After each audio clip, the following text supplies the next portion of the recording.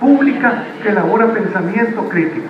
Por tanto, vamos a hacer una formulación general crítica y vamos a colocar a la persona humana individual y como parte del colectivo social en el centro de nuestra reflexión.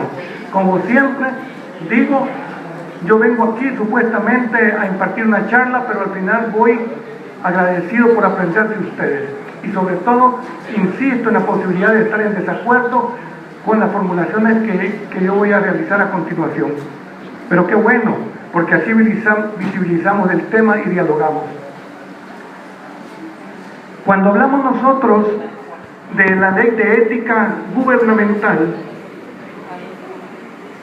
debemos decir que esta se implementa en un medio social, en un entorno donde subsisten muchos patrones culturales muy arraigados, algunos de ellos que distorsionan nuestra visión acerca de lo que es la ética. Para algunos la ética es una cuestión tan abstracta, tan etérea, tan ideal, que eso está bueno para reflexionar filosóficamente. Son los que niegan el sentido práctico y útil de la ética como agente de cambio. Al principio veíamos nosotros de una iniciativa en materia ambiental, pues les recuerdo, hay una ética relacionada con el medio ambiente. En otras palabras, el tema de la ética está presente prácticamente en todas las manifestaciones de la vida social. En todo, en casi todo, hay una posición ética o hay una decisión ética. Por eso es importante advertirlo, que cuando ustedes les preguntan cuáles son las crisis en las cuales vive esta sociedad, inmediatamente, automáticamente, se nos viene aquí a la conciencia la idea que vivimos en una crisis económica y en una crisis financiera. Por lo menos desde 2008 a la fecha vivimos en una situación de crisis muy seria. Pero una crisis internacional importante, pero igual de importante sería la crisis medioambiental, por ejemplo, que nos lleva a tener un problema con las fuentes energéticas, con la contaminación del agua, etc. Pero hay todavía una crisis alimentaria y etcétera. Pero de lo que se olvida la gente de mencionar, la gran crisis de fondo, es la profunda crisis de valores en la que vivimos. Inmediatamente entonces se oyen las voces diciendo, esto no era así antes. Yo no niego la riqueza del pasado, pero les recuerdo también que hubo mucha práctica antidemocrática y autoritaria en nuestro pasado que no constituye ningún ejemplo. Hay algunas cosas muy importantes de rescatar, pero hay algunas que no deberían ser modelos ni deberíamos imitar. Pero hay otros que dicen, esta crisis de valores solamente se arregla si introducimos la materia de moral cívica y urbanismo. Esa es una buena idea a lo mejor, pero el problema es que la degradación moral es tal que ya solo introducir un curso en un pensum ya no arregla el problema. Mi punto entonces, en primer lugar, es que hay muchas desfiguraciones, muchas concepciones equívocas o erróneas en torno al tema de la ética. Pero cuidado, estas percepciones no son espontáneas. Este es el producto deliberado de aquellos que quieren ver en el tema de los derechos humanos o en el tema de la ética un obstáculo, un problema. Ya vienen esos a hablar de ética. ¿Por qué? Porque viven mejor en un mundo donde no prevalecen valores o principios éticos y morales. Yo debo decir que en el caso de El Salvador, uno se pregunta si el problema de la corrupción, por ejemplo, es un problema que solamente se da en los países subdesarrollados, en los países retrasados.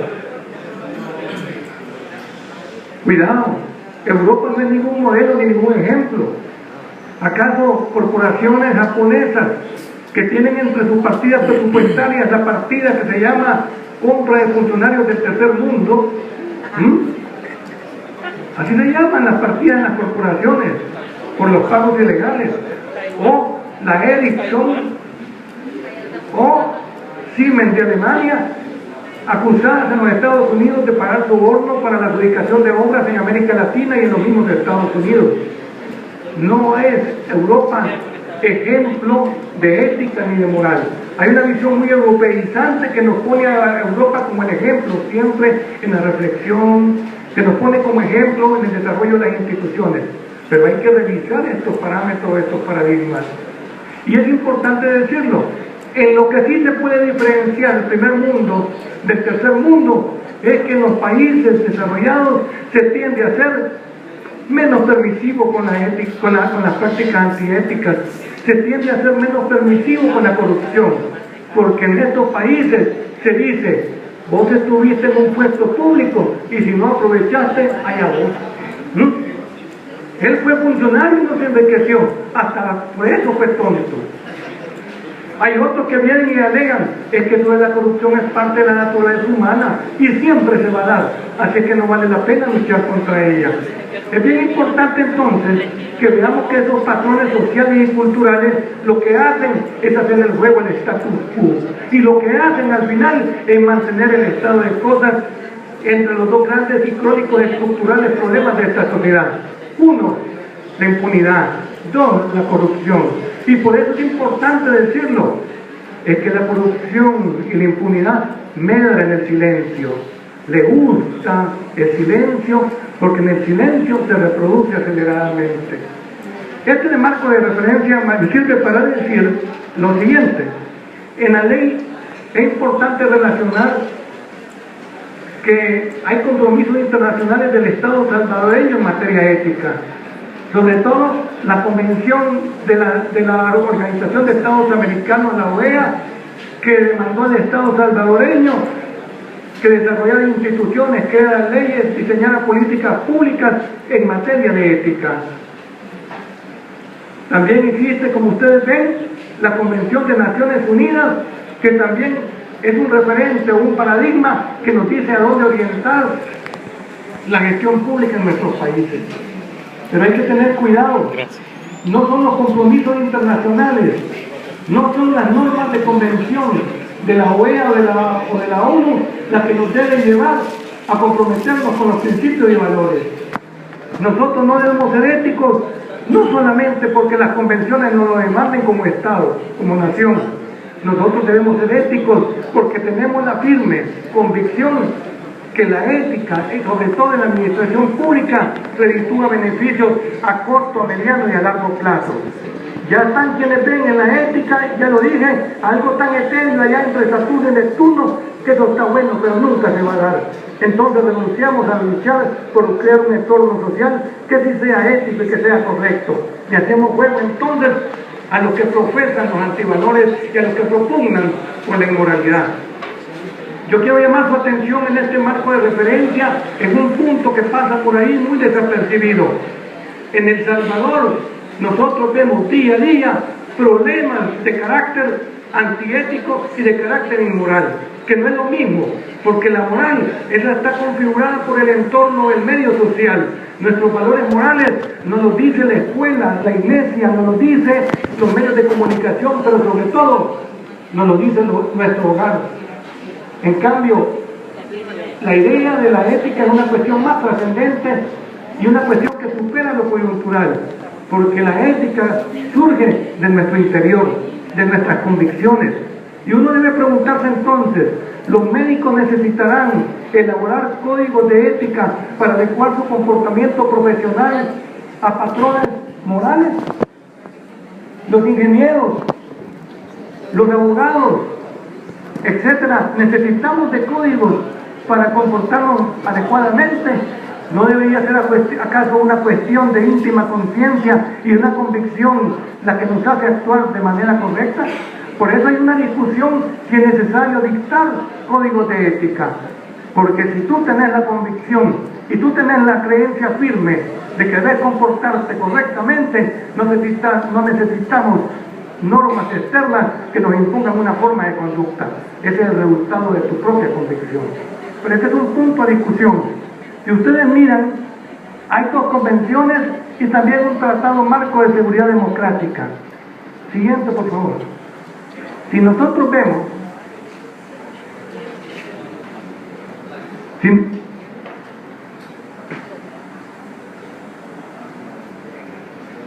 ustedes tienen la ley ahí, ¿verdad? Se les ha distribuido la ley y estas son para mancharla y para criticarla. O sea, necesitamos cuestionar lo que dice ahí. No se trata que simplemente porque está ahí eso es ley, critiquemos. Es importante, no hay problema. Con gente que trabaja en la Universidad de El Salvador, así es que no hay problema. La ley de ética nos establece el objeto de la ley. Nosotros tenemos independencia y somos un mecanismo imparcial. Aunque somos designados por diferentes poderes públicos e instituciones públicas, como por ejemplo la Asamblea Legislativa, la Presidencia de la República, la Corte Suprema de Justicia, la Corte de Cuentas y el Ministerio Público, no se concibe, fíjense ustedes, un tribunal que no sea independiente. Por lo tanto, cuando somos electos nos despojamos de cualquier vínculo con estas instituciones y tenemos que ser imparciales e independientes. Esto es bien importante porque quiero llevarlos a traer en cuenta que usualmente se dice que un tribunal, un mecanismo jurisdiccional, solamente está para tutelar derechos, no solamente para imponer sanciones. En verdad, estos mecanismos también tienen, atrás por favor, tienen también una función que es bien importante. Y es, gracias, y es que tenemos que apoyar la construcción de un orden social que sea no solo justo y democrático, sino que sea sobre todo apegado a valores y a principios ético-morales. Yo quiero llamar la atención que cuando yo vi a los estudiantes entrar aquí a hacer una actividad que debe ser plenamente respetada, en el sentido que es una actividad en la que plantea un punto de vista, y en esta sociedad que ha sido tan autoritaria y antidemocrática, la universidad como universidad pública debe, ojo, reconocer que tenemos el derecho a la disensión, pero también tenemos la obligación de formular de manera respetuosa nuestros planteamientos. Por eso yo quiero llamar la atención a algunos principios que rigen la ética pública. Una, que nadie tiene tanta autoridad moral para exigir el cumplimiento de sus derechos como aquel que ha cumplido primero con sus obligaciones.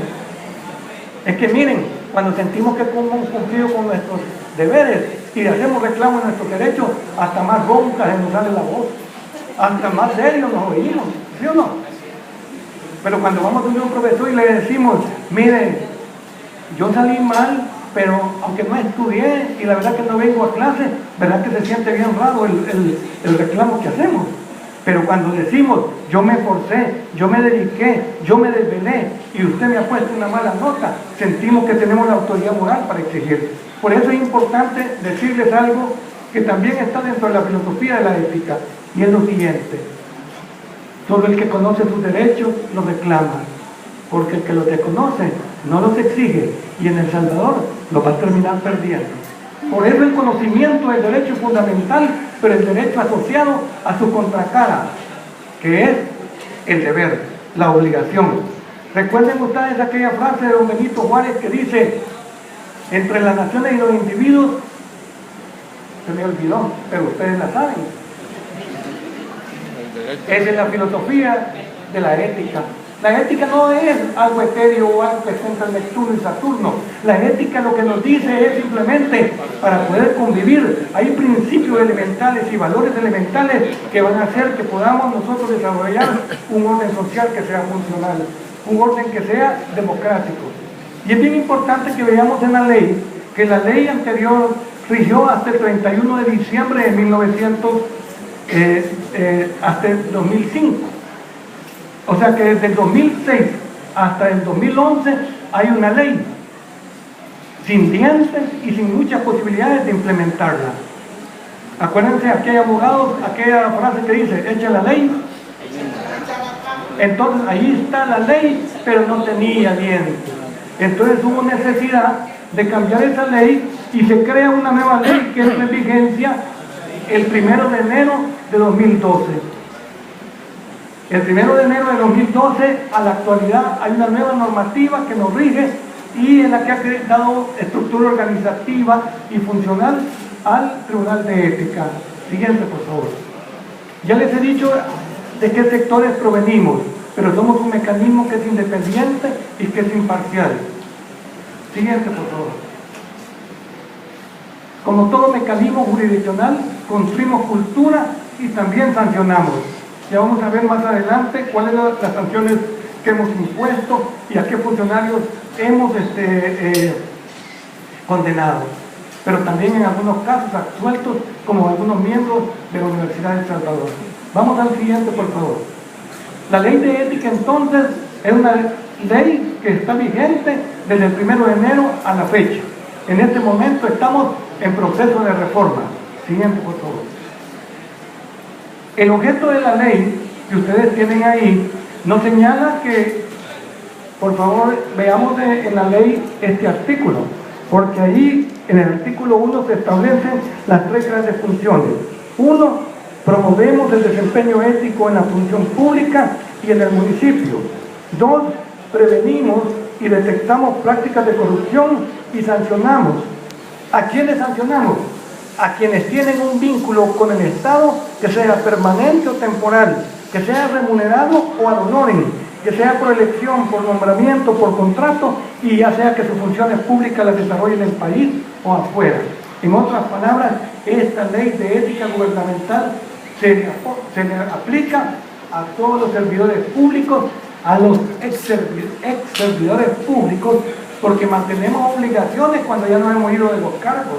Una es no revelar la información que conocimos en ocasión del ejercicio de cargos. Y otra importante es, vamos a aplicarle esta ley a quienes administran fondos públicos. Por eso podemos entrar a conocer cómo la Cruz Roja, por ejemplo, hace uso de la partida presupuestaria que le entregan anualmente. Incluso en su momento, si hubiera existido el Tribunal de Ética, deberíamos conocer cómo la Iglesia Católica, que recibía anualmente una partida para construir catedral por mucho tiempo, hacía uso de esos fondos. Hasta la misma Federación de Fútbol, que recibe fondos estatales, podría ser objeto entonces de conformidad a esta ley. Lo que quiero que noten ustedes es, en otras palabras, que la ley de ética se le aplica a los servidores, a los ex servidores, y sobre todo se le aplica a quienes administran o manejan fondos. Aquí entonces, por favor, está el objeto de la ley. Siguiente, por favor. Cuando nosotros vemos, ahí están los 3 sujetos de la ley. Siguiente, por favor. Aquí vemos nosotros que desarrollamos como Tribunal de Ética 2 grandes funciones. Una función divulgativa. El día martes estaremos con el centro universitario en la zona paracentral, trabajando con la junta directiva, con las plantas docentes, etc. En otras palabras, nosotros trabajamos la construcción de una cultura social de respeto a los valores y principios éticos y morales. Pero tenemos la función tutelar, la función que es jurisdiccional. Siguiente, por favor. La clave no es andar combatiendo la corrupción. La clave es prevenirla. O sea, nosotros podemos estar siempre atacando manifestaciones de corrupción, pero si no educamos, si no difundimos, si no divulgamos, si no construimos una conciencia pública lo más extensa posible, que todos estamos perdiendo con la corrupción, al final, ojo, al final esto no va a cambiar. Porque les quiero decir algo, la corrupción no solamente es un ilícito, la corrupción es sobre todo una violación a los derechos humanos. ¿Y saben por qué? Porque los fondos que se desvían para la corrupción dejaron de ser techos para la escuela, dejaron de ser zapatos para los hipotes en las escuelas, dejaron de ser alimentos para los hipotes en los centros escolares. En otras palabras, la corrupción es un delito, pero sobre todo es una vulneración flagrante de los derechos humanos. Y por eso es importante construir esa cultura. Es bien importante que ustedes sepan, adelante por favor, que ustedes sepan que para el trabajo nuestro, nosotros nos valemos de las que se denominan,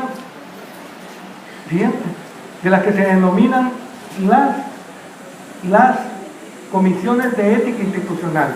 Vamos a entrar a eso en un minuto, pero ¿cómo se le aplica esta ley a los servidores, ex servidores y a quienes administran fondos? De 3 maneras: por denuncia, de manera oficiosa, es decir, nosotros de mutuo propio, o por aviso. Muchas veces recibimos una llamada telefónica: tal vehículo está en Metro Centro a las 10 de la mañana y tiene 1 hora y media de estar ahí, y siempre llega, o tal vehículo con placas nacionales recoge y deja los hipotes entrar al centro escolar todos los días.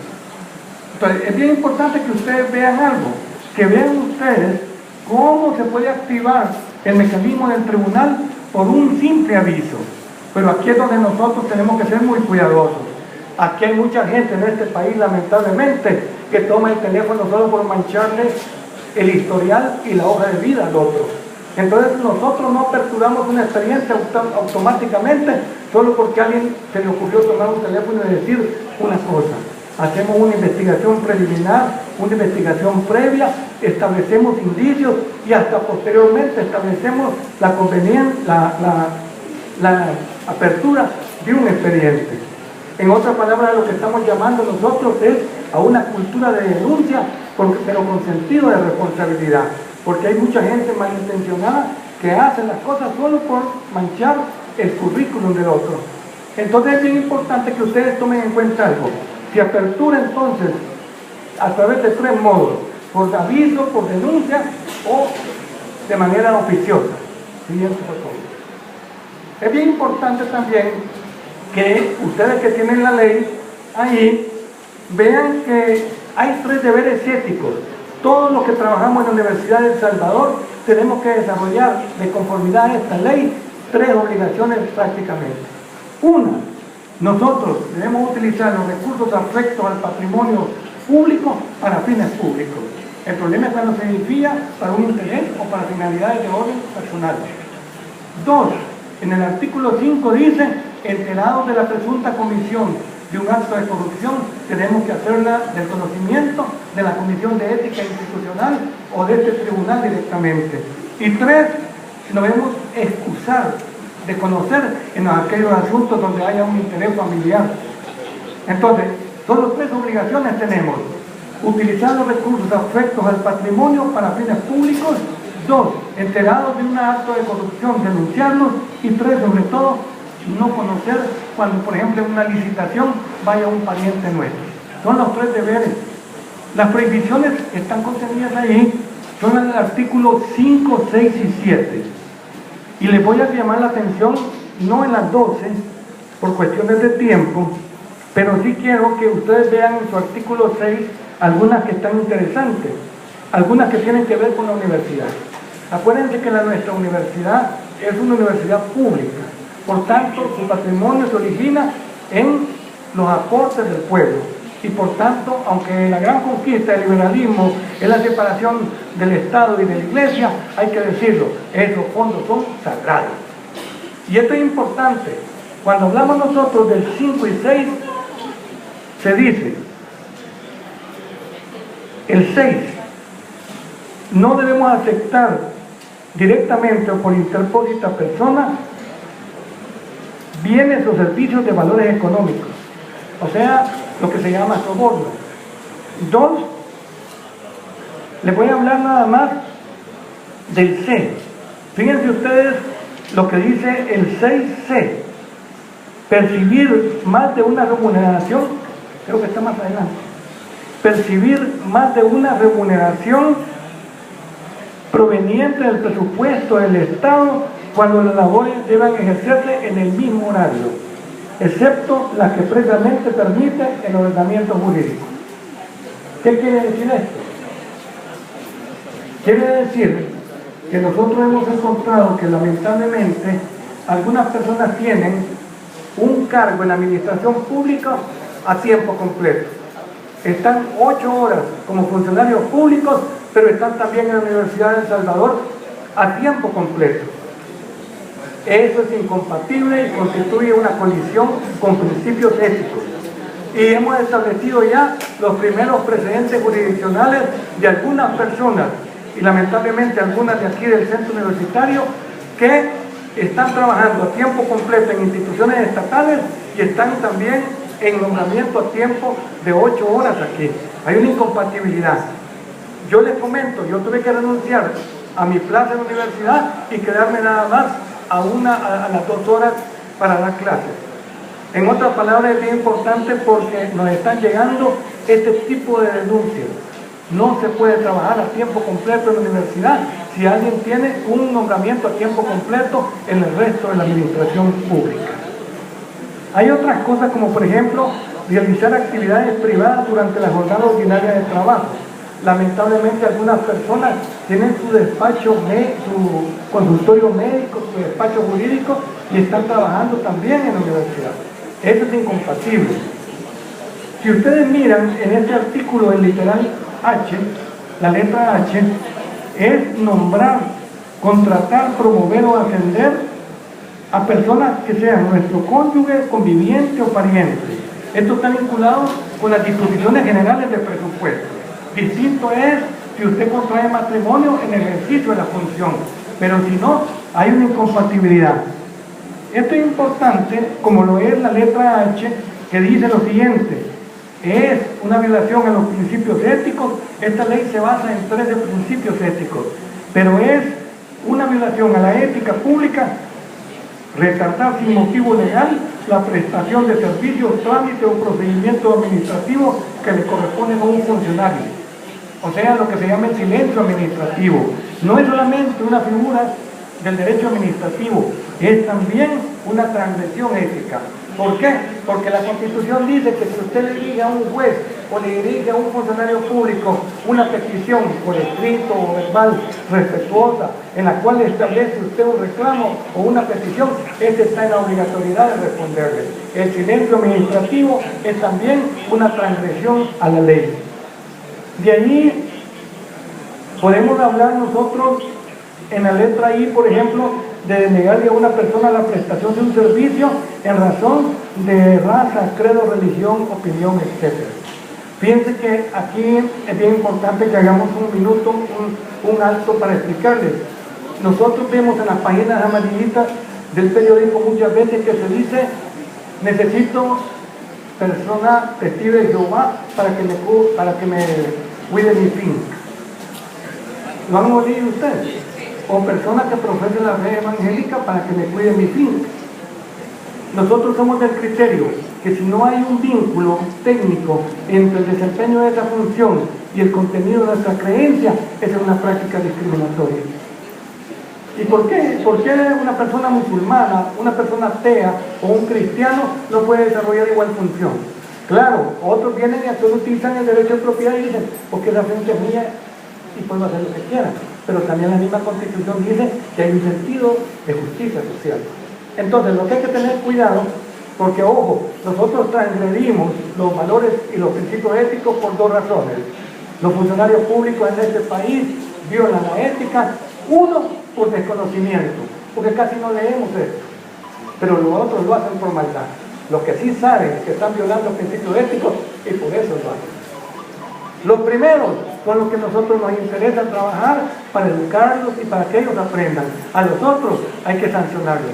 Por eso es importante que vayamos al siguiente punto, por favor, y veamos nosotros lo siguiente. Hay una cuestión clave. Tenemos que escucharnos de intervenir en aquellos asuntos donde hayan personas con vínculo de consanguinidad o afinidad. Esto es bien importante y muchas veces se pasa por alto. Siguiente, por favor. Fíjense ustedes, solicitado aceptar directamente o por interpósita persona cualquier bien o servicio. Aquí es lo que usualmente hace mucho con el personal de policía uno. Esto lo podemos arreglar, si no es necesario que vaya hasta allá, si aquí esto lo vamos a arreglar. Ya no lo he oído, ¿verdad? Pero nunca lo he hecho, ¿verdad? Ayer me tocó... No. ¿Qué quiero decirles? ¿Saben cuándo se da la corrupción? Según mucha gente, cuando habiéndole dado los $10 al policía, aún así nos puso una esquela. Eso es corrupto. Pero si él se me arregló el problema, ahí no hay problema. Entonces, en el relativismo moral en que vivimos, en el nivel de permisividad social en el que vivimos, si las cosas funcionan para nosotros, ahí no hay problema. ¿Me explico? Entonces, sepan ustedes dos lecciones que se extraen de esta imagen. Una, la primera es que mucha gente interpreta que si el funcionario público a través de esos $10 me aligeró el procedimiento administrativo, me respondió rápidamente en la institución pública, o la otra lección, que la corrupción se da a nivel de cascada en toda la administración pública. No es cierto que solo el pobre policía que está ahí está haciendo mal uso de sus funciones. Eso va desde los titulares hasta el personal más básico. Es bien importante que les quede claro esto, porque nosotros siempre vemos muchas veces solo los más altos niveles del tema de la corrupción. Eso permea toda la administración pública. Y les aclaro algo, para comprometer al Estado, todos, absolutamente todos, desde quien trabaja en servicios generales hasta el titular de una institución, es funcionario público. Para efectos de responsabilidad internacional en materia de transgresión ética, todos somos funcionarios. Ahí no hay distinciones quién es empleado, quién es funcionario. Todos comprometemos al Estado. Siguiente, por favor. Siguiente, por favor. Siguiente. 6, 7 son los artículos de la ley que tienen que ver con las prohibiciones. Por favor, es importante, por cuestiones de tiempo yo no puedo comentarlas, pero nos vamos hasta el artículo 10. En el artículo 10 se señala que el Tribunal de Ética Gubernamental es una institución de derecho público que tiene una personalidad jurídica y un patrimonio propio, y somos, como hemos dicho, autónomos e independientes. Siguiente, por favor. Siguiente. Todo este 6, 7 es lo que son las prohibiciones. Vamos uno antes. Antes, por favor. Miren lo que le dice donde está la caricatura. Regrese, por favor. Ahí.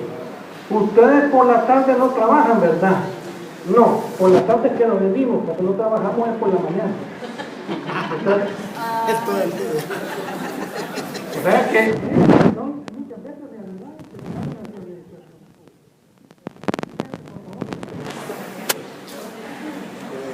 Retardar sin motivo legal. Tenemos que responderle sí o no. Si no estamos de acuerdo, decirle no.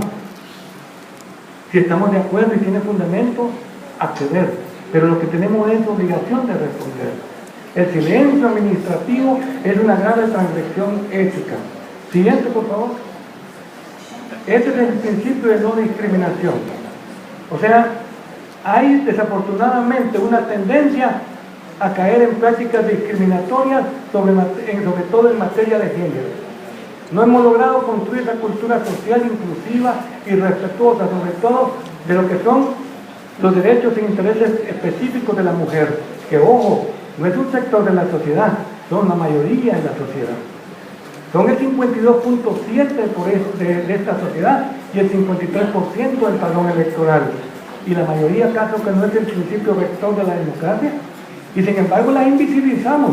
Por eso no se puede hacer distinciones basadas en el sexo, en el credo político, en el origen social, etc. Siguiente, por favor. Como decía, y aquí nos vamos al artículo 25, aquí tengo que hacerle un recordatorio a la Universidad de El Salvador, me tengo que autorrecordar. Dice el artículo 25 que en las instituciones públicas, y señala un catálogo de instituciones que concluye con la Universidad de El Salvador. Todas las instituciones tienen que crear su propia comisión de ética. Quiero decirles que en este momento la Asamblea Legislativa, la Universidad de El Salvador no tienen comisión de ética. Creo que recientemente han tomado la decisión de tener la figura ya del oficial de información pública. Ese es el camino correcto.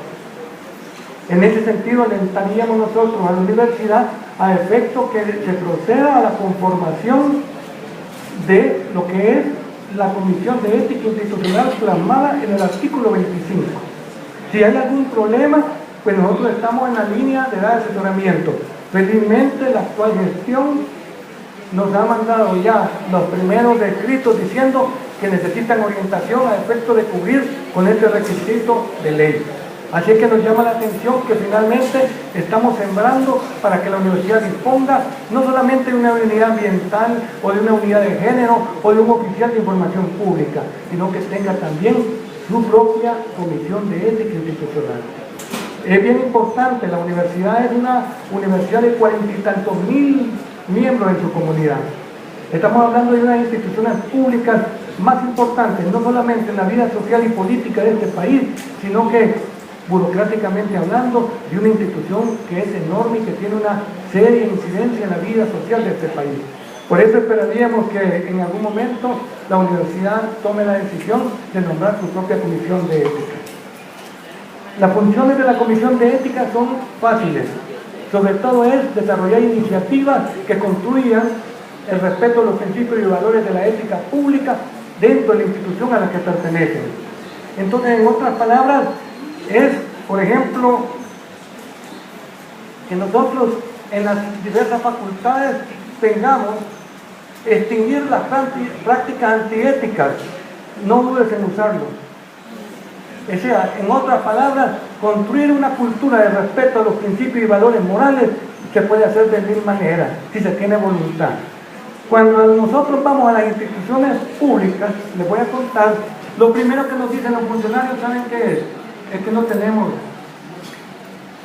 Sí, pero a veces pequeñas iniciativas que derivan más de la voluntad del compromiso y de la conciencia, de la necesidad de cambiar las cosas, es más importante que la simple asignación de un recurso. En otras palabras, sepan ustedes, siempre un funcionario va a decir, no tengo partida presupuestaria, no tengo PIB.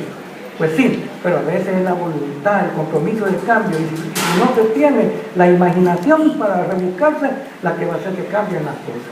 Esto es bien importante porque quiero decirles que esta comisión de ética que nosotros esperaríamos que en los próximos meses se constituya en la universidad, públicamente va a contar con todo el respaldo del Tribunal de Ética.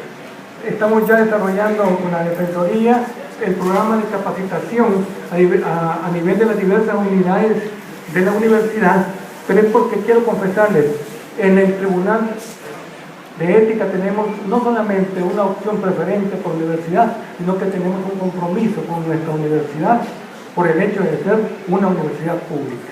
Y en ese sentido, entonces, públicamente comprometerles a que si ustedes, como miembros de la comunidad universitaria, en la facultad multidisciplinaria, a nivel de profesorado, de estudiantes organizados, a nivel de autoridades, quieren impulsar iniciativas de conversatorios, de charlas, de este tipo de actividades, van a tener todo el apoyo del tribunal. Es importante, siguiente por favor, que nos vayamos, no vamos a ver el procedimiento, porque yo quiero lanzarle unas preguntas deliberadamente provocativas. Y en ese sentido, nos vamos más adelante y nos saltamos el procedimiento. Dale, por favor, ya la parte. Estas son las instituciones que comentaba. Asamblea, Presidencia, los poderes públicos, el CNJ, la Corte de Cuentas, la Fiscalía, que lo hizo hace unos días, no quería. Bueno, no lo ha hecho todavía, pero ya nos anunció que lo va a hacer. La Fiscalía no acepta comisión de ética. Tampoco lo aceptaba la Asamblea Legislativa. No les gusta. Vamos al siguiente, por favor. Por eso es que honestamente en el próximo informe de gestión vamos a anunciar que la universidad nos ha comunicado su intención de crear la Comisión de Ética Institucional. Es bien importante entonces que vean ustedes, siguiente por favor, que en todas las instituciones estatales, autónomas o no, debe haber una comisión de ética. Siguiente por favor. Siguiente.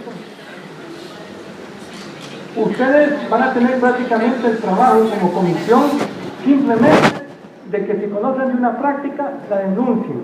Dos, pueden tener también, hacer sus propias investigaciones y construir la cultura de respeto a los valores. Siguiente, por favor. Siguiente, porque esta es toda la función. Nos vamos a centrar el procedimiento para llegar a la última hora, el artículo 42, y estamos en la última parte de la charla para que ustedes oigan lo siguiente. Cuando nosotros vemos en la ley El artículo 42 dice: la sanción mayor que nosotros podemos imponer son 40 salarios mínimos. ¿Quién me ayuda con el salario mínimo? ¿Cuánto es? Pues ese por 40. Miren, eso es $9.800 el máximo de nuestras multas. Para alguien que se ha robado 20 millones, pagar 9.800 es el mejor negocio del mundo. Por eso, echa la ley, echa la trampa. Esto es de lo que hay que reformar. Porque yo no quiero decirles que esta ley no sirve. Sí tiene sus partes buenas, tiene, digamos, sus cosas positivas, pero tiene cosas que hay que cambiar, como por ejemplo, introducir dentro del catálogo de sanciones algunas sanciones o penas que los corruptos sí le temen. Díganme ustedes qué sería una recomendación de qué hacer como medida de sanción para que una persona que se ha comprobado en juicio justo, con arreglo de las garantías del debido proceso, y que ha sido determinado que se robó millones, sin decir nombres, que se robó millones, que está fuera del país aparentemente, se le pudiera aplicar una sanción que le duela, además de la sanción económica? ¿Qué creen ustedes que podrían sugerir de una sanción adicional? Sí. Y las sanciones, ojo, de cárcel son muy limitadas. Hay que adecuar los estándares de las leyes internas a los niveles de castigo o de sanción establecidos en las normas internacionales que señalan que la corrupción es un grave delito. Miren, yo quiero nada más, para ir concluyendo, decirles una cosa: hay que tener cuidado porque al legislador se le olvidan cosas. Fíjense que al anterior legislador, ahí está el doctor Vicente Vázquez, que no me ayudará a mentir, el legislador introdujo el delito de la tortura y de la desaparición forzada hasta 1998. O sea, no era delito, no era tipo penal desaparecer a alguien o torturarlo. Había que hacer a lo mejor uso de figuras parecidas, hacer intentos ahí de actos arbitrarios, de graves lesiones, porque en este país hasta el 98 no era delito torturar, ni era delito desaparecer a alguien. Se ponen a pensar entonces ustedes, esta ley hay que mejorarla.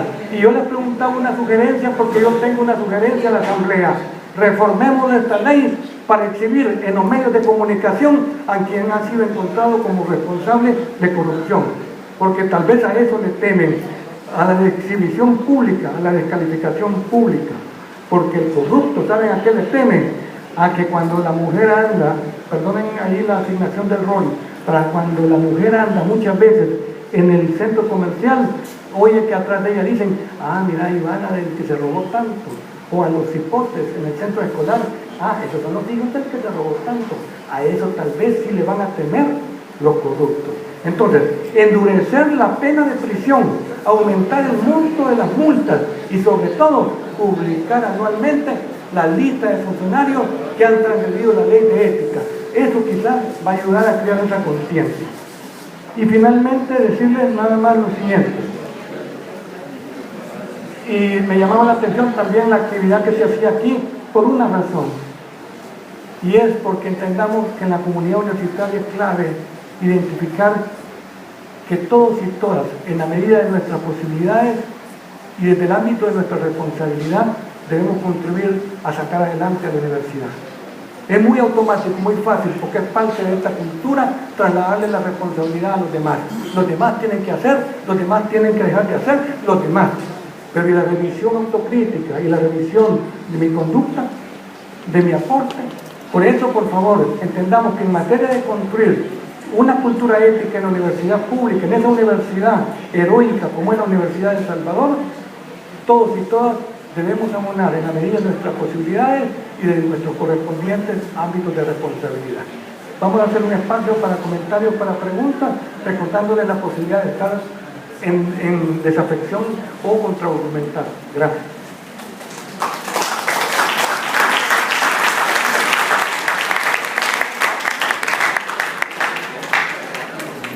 También agradecemos al doctor Menéndez por la exposición que nos ha hecho de una manera muy breve, sucinta, para que podamos ir entendiendo un poco el reto que tenemos. Viene una ronda de inquietudes desde el momento, me decía maestra Lina Franco, el bachiller Nuncio Aguirre, licenciada Tejada, licenciado Hernán Peña, ingeniero Díaz,